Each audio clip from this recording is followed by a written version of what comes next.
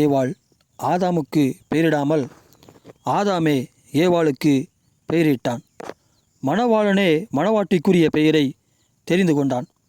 ஆதாமே ஏவாளுக்கு பெயரிட்டு அழைத்தான். இவைகளின் மூலம் மணவாளனே மணவாட்டிக்கு பெயரிட வேண்டும் என்கிற தேவத்திட்டத்தை கர்த்தர் வெளிப்படுத்துகிறார். நாம் இருவருக்கும் நம் தகப்பன்மார் பெயரிட்டார்கள் என்று அறிவோம். நாம் கிறிஸ்துவின் மணவாட்டியாயிருக்க கிறிஸ்து அல்லவா நமக்கு பெயரிட வேண்டும். நம்முடைய பெயர் நம்முடைய தகப்பன்மாருக்கு தோன்றி 28 வருடங்கள் இல்லை என்றால் 26 வருடங்கள் இருக்கலாம். ஆனால் உலக தோற்றத்திற்கு முன்பே நம்முடைய பெயர் இருந்தது. ஆனால் அந்த பெயர் நமக்கு இப்பொழுது சிறிது காலம்தான் தெரியும். உலக தோற்றத்திற்கு முன்பே நம்முடைய பெயர் ஆட்டுக்குட்டியானவருடைய ஜீவ புஸ்தகத்தில் எழுத்து வடிவமாக எழுதப்பட்டுள்ளது.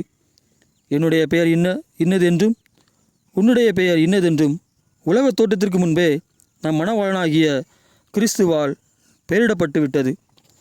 மணவாளனே நம்முடைய பெயரை தெரிந்து கொண்டார். இந்த தெரிந்து கொள்ளப்பட்ட பெயரைத்தான் நம் தகப்பன்மார் தெரிந்து கொள்ளும்படி அவர்களுக்கு வெளிப்படுத்தப்பட்டது. மணவாட்டி மணவாளனை தெரிந்து கொள்ளாமல் மணவாளனாகிய கிறிஸ்துவே மணவாட்டியாகிய நம்மை பெயரிட்டு தெரிந்து கொண்டார். நாம் தொழுது கொள்ளும்படி கர்த்தரை தெரிந்து கொள்ளவில்லை. கர்த்தர் நம்மை தெரிந்து கொண்டதால் தான் அவரை நாம் தொழுது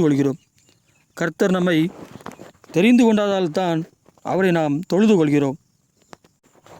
கிறிஸ்து இயேசு நம்மை பெயரிட்டு தெரிந்து கொண்டபடினாலும் நான் அவருடைய சரீர அவயங்களில் ஒன்றாய் இருப்பதினாலும் நான் அவரை போலாக வேண்டும்.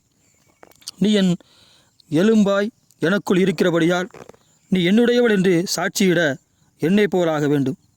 நீ எனக்குள்ளும் நாம் கிறிஸ்துவின் அவயங்களுமாய் இருக்கிறபடினாலும் நாம் கிறிஸ்துவின் மணவாட்டி என்று சாட்சியிட கிறிஸ்துவை போலாக வேண்டும். மேலும் நாம் அவரை மறுமையில் இருக்கிற விதமாய் தரிசிக்கப் போவதால் நாம் அவரை போல் ஆக வேண்டியது கட்டாயம். இன்னும் பரிசுத்தமாகிக் கொண்டே இருப்போம்.